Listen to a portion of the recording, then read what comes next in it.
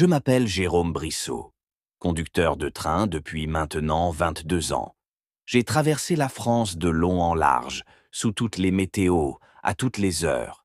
Et malgré toutes les histoires que l'on raconte sur les lignes abandonnées, les gares, fantômes ou les suicidés sur les rails, je peux vous dire que je n'avais jamais eu peur. Jusqu'à ce fameux 14 novembre, une nuit où j'ai failli ne jamais revenir. Je conduisais un train de marchandises sur la ligne B24, une ancienne ligne industrielle reliant Metz à Strasbourg. Une voie désaffectée sur certains tronçons, mais encore utilisée pour le fret nocturne. Cette nuit-là, je devais franchir le tunnel 103, un tunnel de plus de 4 kilomètres, creusé au cœur de la montagne du Hunsrück, une véritable balafre sombre, étroite, réputée pour son écho oppressant et ses légendes de mineurs disparus. Je n'y croyais pas. Je me moquais de ces histoires de fantômes qu'on entendait à la pause café au dépôt, jusqu'à ce que je m'y engage seul, avec ma rame pleine de matériaux de construction. Dès l'entrée dans le tunnel, l'atmosphère a changé. La radio grésillait, mes phares semblaient peiner à percer la pénombre dense, presque liquide.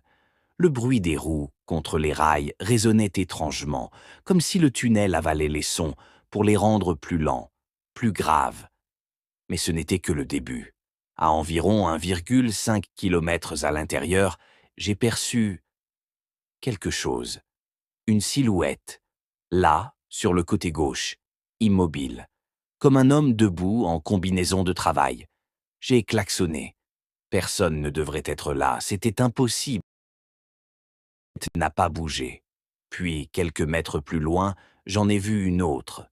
Puis deux, puis trois, toujours sur les côtés, alignée le long du tunnel, fixe, muette. J'ai cru à une hallucination, à la fatigue.